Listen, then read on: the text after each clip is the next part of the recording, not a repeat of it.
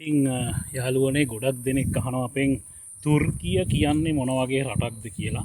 තුර්කිය කියන්නේ ඇත්තටම මේක මුස්ලිම් රටක් බව දන්නවා. ඉතින් කට්ටිය මුස්ලිම් රටක් වුණාට මෙහි දැඩි නීති රීති. කියන්නේ මුස්ලිම් වෙන රටවල් වල වගේ මැද පෙරදිග රටවල් වල වගේ මෙයාලා දැඩි නීති රීති ක්‍රියාත්මක වෙන්නේ නැහැ. උන් අඩුම ගානේ ගොඩක් දෙනෙක් බුර්කාවවත් පාවිච්චි කරන්නේ නැති විදිහට තමයි මුස්ලිම් උනත් මෙයාලා ජීවත් වෙන්නේ.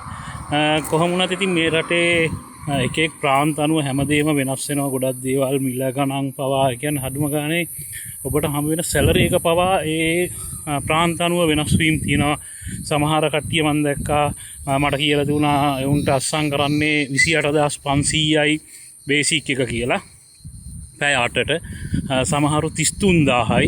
එහෙම එක එක තැන්වල එක එක විදිහට වෙනස් වීම සිද්ධ වෙනවා. ඒ අනුව ඉතින් ගොඩක් දුරට අපි හිතමු 28500යි නම් සාමාන්‍යයෙන් ඔයාලට ලංකාවට යවන්න පුළුවන් වෙන්නේ පැය 8 සේවා කාලයක් තියෙන කෙනෙකුට නම් 1.75ක් වගේ මුදලක් තමයි සියලු වියදම් තේ තියාගෙන.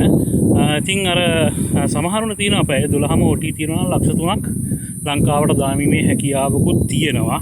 ඒට අමතරව මේක යුරෝප් රටක් නෙවෙන බව නම් දැන් මම හිතන්නේ ගොඩක් කට්ටිය දන්නවා ඇති. මේක කියන්නේ යුරෝප් රටක් නෙවෙයි. යුරෝප් රටක් කියන්නේ මේක භාගයක් යුරෝපයට භාගයක් ආසියාවටත් අයිති රටක්. මොකද යම්කිසි හේතුන් මත මේ රටේ තාම යුරෝපා සංගමයට මොවුන් අරගෙන නැහැ. ඉතින් මම හිතන්නේ ඉදිරියේදී එහෙම ගන්නවා කියන කතාවක් තිබුණාට ඉතින් කතාවක් විතරයි.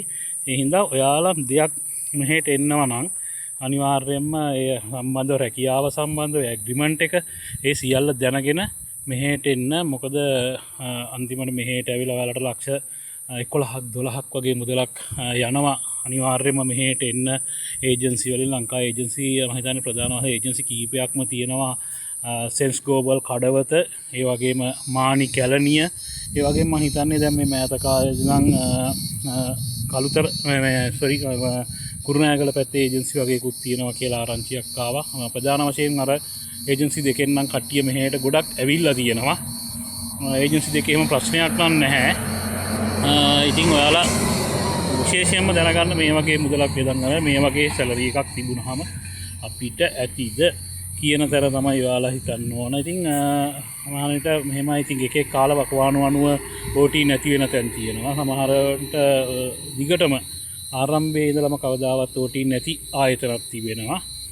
කොහොම වුණත් ලක්ෂ 2ක මුදලක් නම් දාගන්න පුළුවන්. ඒක ඔයාලට ඇතිනම් ඒ මුදලින් ඔයාලට සෑහෙන්න වෙන්න පුළුවන් නම් ඉතින් ඔයාලා මොකද ලෝන් දාලා එන අය තියෙන ඉන්න පුළුවන්. ඉතින් ඒ විදිහට නම් මේ තුර්කිය ඉතාමත් හොඳයි. නිදහසේ ඉන්න පුළුවන්. සමහරු නම් කියනවා සමහර පළාත්වල ඉතින් මොකද ඒ අපේම තියෙන ක්‍රියාකාරකම් මතින් හිරවුණු ජීවිතරම් තියෙනවා. කියන්නේ එළියටවත් බහින්න බැරි වුණ අය ඉන්නවා. ඒ වගේ ප්‍රශ්නක් තියෙනවා නැත්තේ නෑ. මොකද උන්ගේ ප්‍රශ්නත් එක්ක තමයි කියන්නේ සමහරු බීලා කියලා. ඉතින් දන්නවනේ ලංකාවේ දන්නවා ගහගෙන ඉඳනවාම පොඩි පොඩි හිරවීම් කිහිපයකුත් තියෙනවා නැත්තේ නෑ. ආයතනික වශයෙන් ඒ වගේ දේවල් අරගෙන තියෙනවා මේ සම්බන්ධව. මේ රටේ එහෙම නීතියක් නැහැ.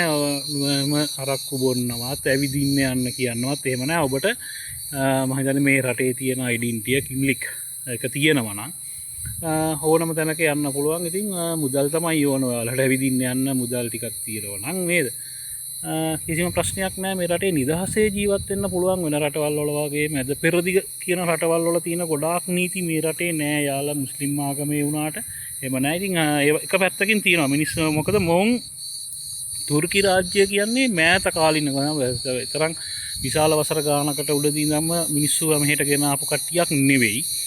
ඉතින් එහෙම හින්දා මොවුන්ට පොඩ්ඩක් අර අපි ආපු හින්දා මොවුන් අපෙන් වැඩ ගන්න නිකන් සමහරු අර කියන විදිහෙන් නම් අපි නිකන් හරක් ලෙවල් එකටම වගේ තමයි. ඉතින් පොඩ්ඩක් වැඩ කරන්න පුළුවන් නම් වෙන්නම ඕන. ඔවුන් අනිවාර්යයෙන්ම ගොඩක් හැමනිතරම ඔවුන් අපෙන් වැඩක් බලාපොරොත්තු වෙනවා. එහෙනම් නිකන් ඉන්නවත් බෑ. ටිකක් ඇඟපත වෙහෙසලා වැඩ කරන්න වෙනවා. ඉතින් මේක දැක්කහම මම හිතන්නේ ගොඩක් කට්ටියට මේක ෂෙයා කරන්න.